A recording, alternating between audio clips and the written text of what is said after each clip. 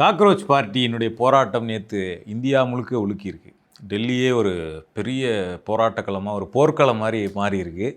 நம்ம தமிழ்நாட்டினுடைய இப்போதைய முதலமைச்சர், ஏன்னா நீட் தேர்வு எதிர்த்து போராட்டம் நடந்துகிட்டு இருக்கு. ஸோ நம்ம முதலமைச்சரின் கோரிக்கையும் நீட் தேர்வு கூடாது அப்படிங்கிறது தான். ஸோ நம்ம முதலமைச்சர் இதை பற்றி என்ன சொல்லியிருக்கிறார்? அவர் தமிழ்நாட்டில் எதுக்கெல்லாம் கருத்து சொன்னார் நீங்கள் கேட்டிங்கன்னா ரொம்ப கம்மியாக தான் இருக்கும். இதுக்கு ஏன் முதலமைச்சர் கருத்து சொல்லணும் அப்படின்னே கூட அவங்க கட்சியினர் கேட்கலாம். அதிகாரப்பூர்வமாக டிவிகே விஜய் ஹெச்கியூ என்கிற அவருடைய இதுலேயோ அல்லது டிவிகே பார்ட்டி ஹெச்கியூங்கிற அந்த எக்ஸ் ஹேண்டல்லையோ இப்போ வரைக்கும் காக்ரோச் ஜனதா பார்ட்டி தொடர்பாகவோ எந்த ட்வீட்டும் வரலை. ஆனால் இந்தியா முழுக்க இருக்கக்கூடிய எல்லா கட்சிகளும் ஏதோ ஒரு அறிக்கையை கண்டித்து கொடுத்துருக்குறாங்க. சிலர் நேரில் போயிருக்காங்க. இவங்களோட கூட்டணியில் இந்த ஆட்சியை வெளியிலிருந்து ஆதரிக்கக்கூடிய சிபிஐ, சிபிஎம், அவங்க கூட எம்எல் உட்பட 3 பேரும் சேர்ந்து கூட்டறிக்கை அவர் பதவி விலகிறதுலேருந்து சில கோரிக்கைகளையும் வலியுறுத்தி நேற்றே காங்கிரஸ் கண்டனம் இருக்கிறாங்க. காங்கிரஸ் சிஜேபின்னு சொல்லலை. ராகுல் காந்தி ராகுல் காந்தி செஞ்சதே நேற்று கண்டனத்துக்குள்ளாச்சுன்னு வைக்கிங்களேன். அது கண்மையான வண்டனங்கள்ங்கிற ரேஞ்சுக்கு அவருக்கு கண்டனம் கொடுத்துக்கிட்டு இருந்தாங்க. என்னென்னா அவர் முடிச்சுட்டு பார்லிமெண்ட்லேருந்து எல்லாம் முன்கூட்டியே அமளியாகி போயிடுறாங்க. இவர் வெளியில் வரும்போது இந்த மாதிரி போராடுறாங்களே அப்படின்னு கேட்கும்போது நோ கமெண்ட்ஸ்னு அவர் சொல்லியிருக்காரு அப்படின்னு அதையே செய்தியாளர்கள் கடுமையாக விமர்சனம் பண்ணதை பார்த்தோம். அதுக்கு பிறகு தான் நோ கமெண்ட்ஸ் அவர் சொல்லிட்டார் அப்படிங்கிறது இந்த பக்கம் போட்டு பேசின பிறகு தான் அவர் ஒரு வீடியோ வெளியிடுறாரு. தமிழ்நாடு சிஎம் மாதிரி வீட்டுக்கு போய் வீடியோ வெளியிட்டார். அப்புறம் கூட்டணிக்குள்ளே போயாச்சுன்னா இங்கேருந்து கற்றுக்க வேண்டியதானே, யாருக்கு யார் இன்ஸ்பிரேஷனுங்கிறத நீங்கள் அடிக்கோடிட்டு பார்க்கணும். அப்படி ஒரு வெளியிடுறாரு. அவர் பேசும்போது ஒரு இடத்தில் கூட கான்ஷியஸாக சிஜேபின்னு பேசாமல் தவிர்த்துட்டு போராடக்கூடிய இளைஞர்கள், இந்தியா யூத் போராடுகிறார்கள், போராடுகிற இளைஞர்கள், மாணவர்கள் இப்படியே தான் இருக்காங்களே தவிர சிஜேபிங்கிற பிராண்டை தெரியாமல் கூட அவர் யூஸ் பண்ண தயாராக இல்லை.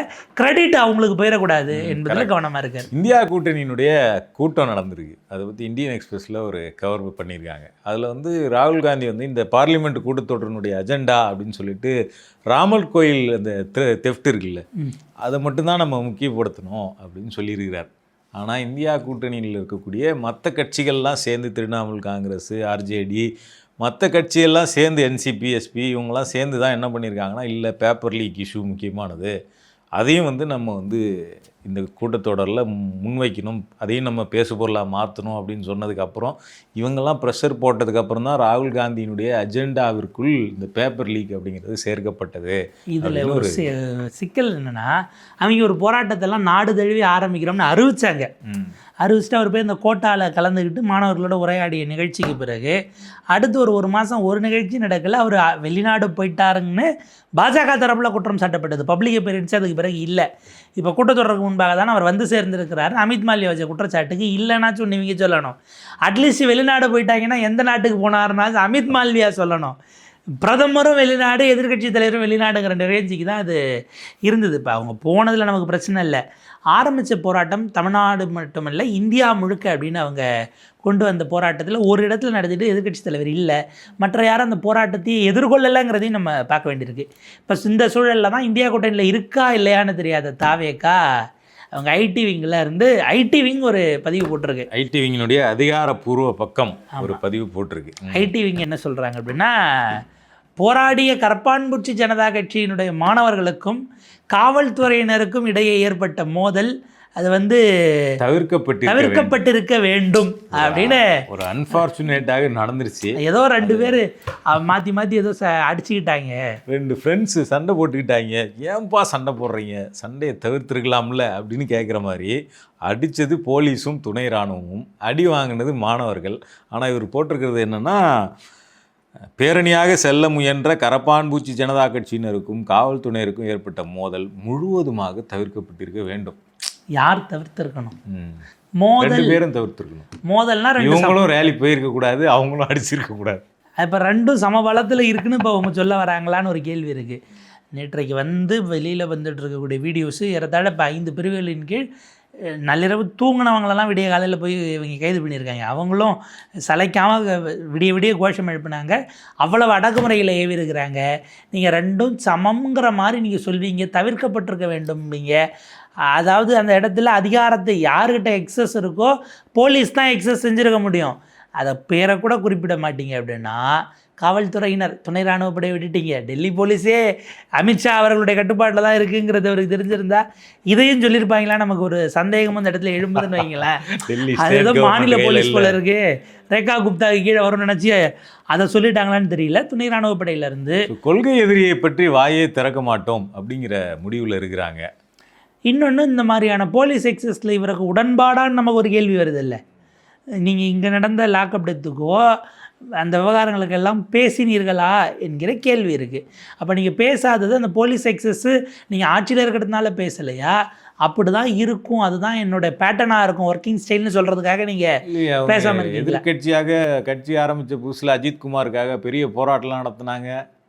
சாரிமான்னு கேட்டால் அது ஒரு இதெல்லாம் ஒரு விஷயமா அப்படின்னு சொன்னாங்க. சாரி வேண்டாம், நீதி வேணும் அப்படின்ட்டு சாரி சொன்னால் போதுமா அப்படின்னு அவரே பேசினார். சாரி கேட்டால் போதுமான்னு. இப்போ சாரி கூட கேட்கல, நீதியை கொடுத்துட்டீங்களாங்கிற கேள்வி இருக்குல்ல.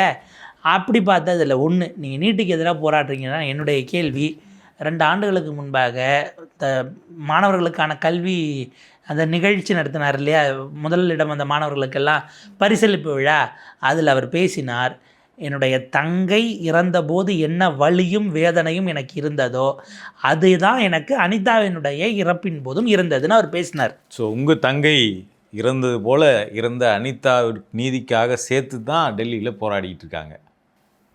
ஸோ இப்போ உங்கள் நிலைப்பாடு என்ன? இப்போ இதில் நீங்கள் அனிதா அவர்களை இப்போ ஞாபகப்படுத்துறீங்க. நான் அதுக்கு முன்னாடி இன்னும் கொஞ்சம் சமீபத்தில் நடந்ததுக்கு போவோமே.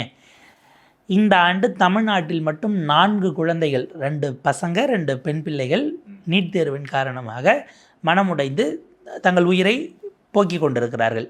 இதற்கு ஒரு இரங்கல் பதிவு கூட ஒரு அண்ணனாக, உங்களுடைய தங்கையினுடைய அதே வழி இருக்குன்னா ஒரு இரங்கல் பதிவை இப்போ வரைக்கும் நீங்கள் உங்களுடைய அதிகாரப்பூர்வ அக்கௌண்ட்லேயோ சிஎம்ஓ ஹேண்டிலில் கூட நீங்கள் போட வேண்டாம்னு வைங்க, அதிகாரப்பூர்வ பேஜில் போடுவதற்கு உங்களுக்கு எது தடுத்தது?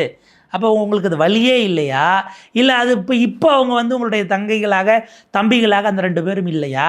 இதில் சிக்கல் என்னென்னா, நீங்கள் இதுக்கு இரங்கல் தெரிவிக்கிறீங்க, சட்டமன்றம் நடக்கும்போது இரங்கல் தெரிவிக்கலாம், அதை கூட விடுங்க. உங்களால் உங்களுக்கு இருக்கக்கூடிய ரீச் இருக்கிறத வச்சு உங்களால் இப்படியான முடிவுகளை எடுக்காதீர்கள்னு மாணவர்களுக்கு அப்பீல் போட்டு ஒரு ஷார்ட்ஸ் வீடியோ உங்களால் ரிலீஸ் பண்ணியிருக்க முடியாதா? நீங்கள் அதை தடுக்க வேண்டிய பொறுப்பு அரசுக்கு இருக்குங்கிற இடத்திலிருந்து அதை உக்தியாக கூட பயன்படுத்தி இருக்கலாமே, உங்களுக்கு அந்த அவுட்ரீச் இருந்தா. அப்போ நீட்டு குறித்து பேசாமல் இருப்பதுங்கிறது என்ன நிலைப்பாடு? நீட் தேர்வு எதிர்க்கிறோன்னு சொல்கிறாங்க, பேசாமல் இல்லை, எதிர்க்கிறோம், நீட் தேர்வு கூடாது அப்படிங்கிறது தான் எங்களோட நிலைப்பாடு அப்படிங்கிறத திருப்பி சொல்கிறாங்க. ட்வீட்டில் பதிவு பண்ணுறாங்க. எதிர்க்கிறோங்கிறது அந்த எதிர்ப்பு யார்கிட்ட சொல்லணும்னு தெரியலன்னு நினைக்கிறேன் உங்களுக்கு. அப்படி நீட் தேர்வு நாங்கள் எதிர்க்கிறோம், நடத்துறது யார்கிட்ட போய் எதிர்க்கிறதுன்னு தெரியல. நடத்துறது யாரா இருக்கும்? ஒருவேளை என்டிஏ எதுவும் பங்களாதேஷ்லேருந்து இருக்கக்கூடிய ஆர்கனைசேஷனா, அல்லது எதுவும் ஆப்பிரிக்கன் கண்ட்ரீஸ்லேருந்து இங்கே திடீர்னு எக்ஸாம் வச்சுக்கிட்டு இருக்காங்களா? யார் சொல்லுங்கள், நீங்கள் தான் தைரியமான ஆளாச்சு சொல்லுங்கிற மாதிரி. இப்போ கேள்வி என்னென்னா, இந்த 4 பிள்ளைகள் மட்டுமல்ல, அப்போ நீங்கள் காவல் மரணமாக இருந்தால் எதிர்கட்சியாக இருக்கும் பொழுது போடோட நிற்பீங்க, போராட்டம் பண்ணுவீங்க. ஆளுங்கட்சியாக இருந்தால் இப்போ வரைக்கும் உங்கள்கிட்ட இருந்து அதுக்கான அதிகாரப்பூர்வமான ஸ்டேட்மெண்ட் வராது. அந்த காலகட்டத்தில் கொலை வழக்கு பதிய வேண்டும் என்றெல்லாம் பேசுனீங்க. இல்லை, காவல் மரணத்தில் ஸ்டேட்மெண்ட் வரல அப்படிங்கிறத கூட புரிஞ்சிக்க முடியுது. ஏன்னா போலீஸ் டிபார்ட்மெண்ட்டு அவர் கையில் இருக்குது, அவர் பேச மாட்டார், ஏன்னா அவர் அக்கௌண்டபிளாக மாறிடுவார். ஆனால் இந்த நீட் தேர்வு கண்டக்ட் பண்ணுறதுங்கிறது அவருடைய கொள்கை எதிரி தான். இதில் அவருடைய ரோல் ஒன்றும் இல்லை நீட் தேர்வு நடத்துறதுல. அப்போ தைரியமாக எதிர்க்கலாம், அதை தாராளமாக எதிர்க்கலாம், அவருக்கு எந்த தடையுமே இல்லை எதிர்க்கிறதுக்கு. கடந்த காலங்களில் நீட் தேர்வை எதிர்த்து மசோதாவை அனுப்புனப்போ மசோதா மட்டும்தானே அனுப்புனீங்க, வேறு என்ன பண்ணீங்கலாம் கேள்வி கேட்டவர் தான் இவர். ஸோ அந்த இடத்துல அது ஏன் மிஸ் ஆகுது அப்படிங்கிறது ஒரு பெரிய. இதில் நீட் தொடர்பான உங்களுடைய மௌனம் என்பது நான் சொல்கிறேன், அவர் எதிர்ப்பு பதிவை போடுறதுல என்ன வந்துட போகுது? அவ்வளவா கோச்சிக்க போகிறாங்க, அந்த அளவுக்கா நீங்கள் அதில் பார்க்குறீங்கிற ஒரு விஷயம் இருக்குது. அதை தாண்டி இந்த மாணவர்களுடைய போராட்டம், மாணவர்கள் பொலிட்டிசைஸ் ஆகிறத தனக்கான அச்சுறுத்தலாக அவர் பார்க்கிறாரான்னு ஒரு கேள்வி வருது இல்லை? நீங்கள் அங்கே குறைஞ்சபட்ச இதே இல்லாமல் நொய்டா பேஸ்டு சேனல்ஸ்கள், நம்முடைய சோகால்டு தேசிய ஊடகங்கள் இவர்களுக்கு பின்னால் பாகிஸ்தான்காரர்கள் இருக்கிறார்களா, பாகிஸ்தான் சதி இருக்கிறதா என காவலர்கள் ஆய்வு செய்து வருகிறார்கள்னு ஒரு காலத்தில் அதை எல்லாராலையும் அண்ணாந்து பார்க்கப்பட்ட NDTV, இன்றைக்கு அதானி அவர்களுடைய சேனலான NDTV இப்படி ஒரு நியூஸாக உட்காந்து ஒரு பக்கம் நம்ம கடந்த காலங்களில் பார்த்தோம்னா வட மாநிலத்தில் இருக்கிறவங்கள பற்றி நம்ம ரொம்ப அண்டர் எஸ்டிமேட் பண்ணி அங்கே ஃபுல்லாகவே ஒரு மாதிரி சங்கீஸாக இருப்பாங்க, காவிகளாக இருப்பாங்க அப்படின்லாம் இங்கே ட்ரால் பண்ணிகிட்டு இருப்பாங்க. ஆனால் இன்றைக்கி அப்படியே கொஞ்சம் அப்படியே நாடு இந்த கடிகாரம் சுற்றுற மாதிரி தலைகீழாக மாறின மாதிரி தெரியுது. டெல்லியில் வடமாநில இளைஞர்கள், தமிழ்நாட்டோட ரோல் பெருசாக இல்லை அதில். வடமாநில இளைஞர்கள் வந்து கடுமையாக வந்து நீட் தேர்வு எதிர்த்து, எஜுகேஷன் சிஸ்டம் எதிர்த்து, எக்ஸாம் பேட்டர்ன் எதிர்த்து போராடிக்கிட்டு இருக்காங்க. மினிஸ்டரை பாஜக கவர்மெண்ட்டையே கடந்த 12 வருஷங்களில் எப்பவுமே இல்லாத அளவுக்கு தண்ணி குடிக்க வச்சுட்ருக்காங்க. அப்படியே இந்த பக்கம் தமிழ்நாட்டில் வந்தோம்னா ஒட்டுமொத்த இளைஞர்கள்னு சொல்ல முடியாது. சோஷியல் மீடியா நரேட்டிவ் என்ன நடக்குது அப்படின்னு அங்கேயும் இங்கேயும் கம்பேர் பண்ணி பார்த்தோம்னா, இங்கே ஜனநாயகன் படத்தில் முதல் முறையாக, தமிழ் வரலாற்றிலே முதல் முறையாக 3 அமைச்சர்கள் நடிச்சிருக்காங்க அப்படின்னு மீம்ஸ் வந்து ஸ்ப்ரெட் ஆகிட்டுருக்கு. ஸோ இங்கே சோஷியல் மீடியா நரேட்டிவ் வந்து நமக்கு அப்படியே ஆச்சரியமாக இருக்குது. கல்வியில் சிறந்த தமிழ்நாடு, சோஷியல் மீடியா நரேட்டிவ் இப்படி இருக்கா அப்படின்னு சொல்லிட்டு. ஒரு பக்கம் பார்த்தோம்னா நம்ம கல்வி அமைச்சர்லேருந்து உயர்கல்வித்துறை அமைச்சர் வரைக்கும் இந்த போராட்டத்தை பற்றி வாயை திறக்கலை. முதலமைச்சர் மட்டும் இல்லை. சரி, வாயை திறக்கலை, வேறு என்ன வாயை திறக்கிறாங்க அப்படின்னு பார்த்தோம்னா, நம்ம நீர்வளத்துறை அமைச்சர் புஷி ஆனந்த் ஜனநாயகன் படத்தை வந்து திருவிழா மாதிரி கொண்டாடணும் எல்லாரும் அப்படின்னு சொல்லிட்டு அவங்க கட்சியினருக்கு வந்து அழைப்பு விடுத்திருக்கிறார். ஸோ ஏற்கனவே திருவிழா மாதிரி தான் நடக்கும். திருவிழா ஆட்சியில் இல்லாதப்பவே திருவிழா மாதிரி தான் நடக்கும். ரோட்டில் வந்து அட்ராசிட்டி நடக்கும், பஸ்ஸு மேலே ஏறுவாங்க. ரோகிணி தேட்டர் வந்து ஒரு முறை சுக்குநூறாக உடைக்கப்பட்டுச்சு. இதெல்லாம் வந்து ஆட்சியில் இல்லாதப்பவே நடக்கும், அமைச்சர்களாக பதவியில் இல்லாதப்பவே நடக்கும். ஸோ இப்போ போலீஸ் முழுக்க அவங்க கையில் இருக்குது. அடித்தாலும் அட்ராசிட்டி பண்ணாலும் போலீஸால் கேட்க முடியாத நிலை இருக்குது.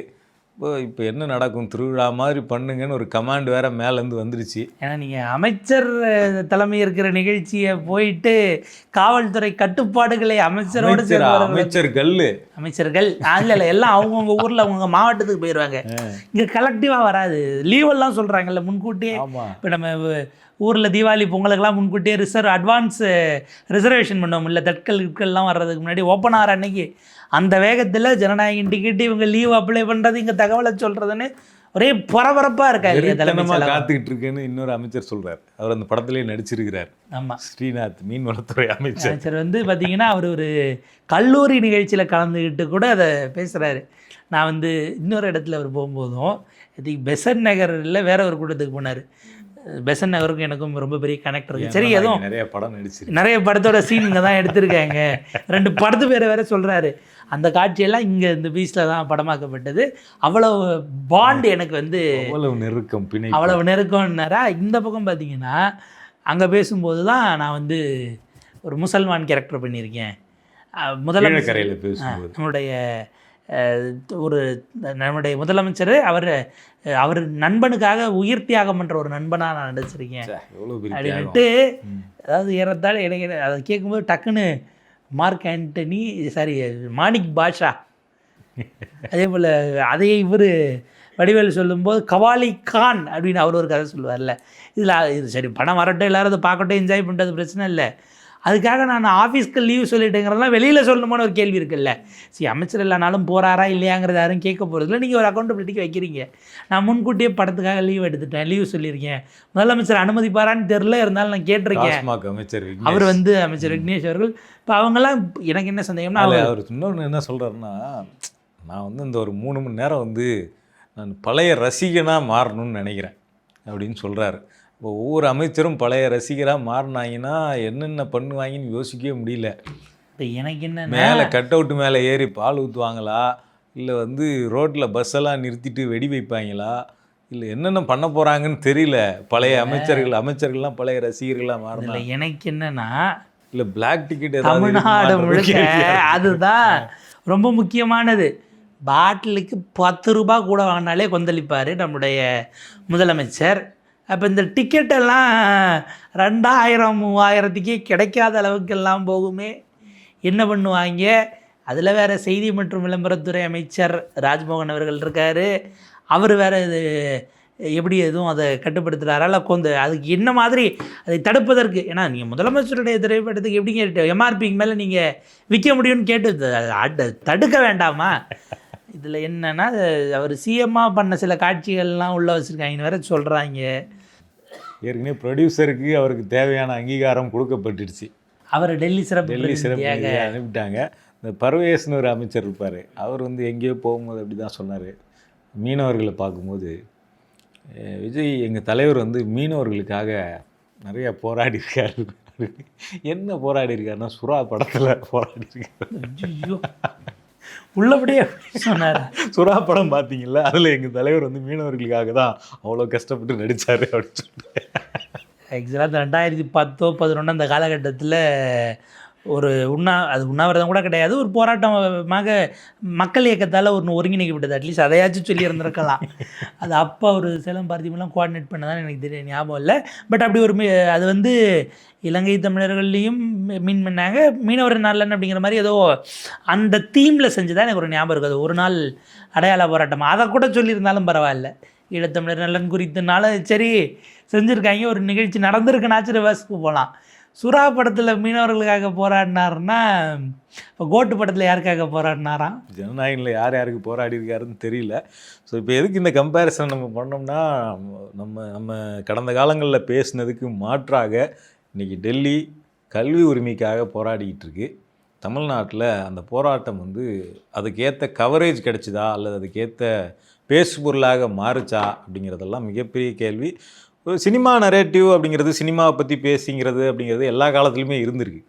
ஆனால் ஒரு அரசாங்கத்தினுடைய ரூலிங் பார்ட்டியாக ஒரு கவர்மெண்ட் மிஷினரியில் இருக்கிற எல்லாருமே ஒரு படத்துக்கான ப்ரமோஷனாக மாறுறது அப்படிங்கிறது வந்து தமிழ்நாட்டுக்கு இது முதல் முறை. ஸோ அந்த பாயிண்ட்லேருந்து தான் அதை வந்து நம்ம ஜோக்ஸ் எல்லாம் அப்படி வச்சுட்டு அதை அணுக வேண்டியிருக்கு. மேகதாதுவிலிருந்து மேகதாதுவை விடுங்க, என்னைக்கு குறுவை சாகுபடிக்கு தண்ணி திறப்பாங்கன்னு சொல்ல வேண்டிய நீர்வளத்துறை அமைச்சர் திருவிழாவாக கொண்டாடுங்கள் என்று சொல்லி கொண்டிருக்கிறார். அது அவருடைய உரிமையாக போய்விடும்.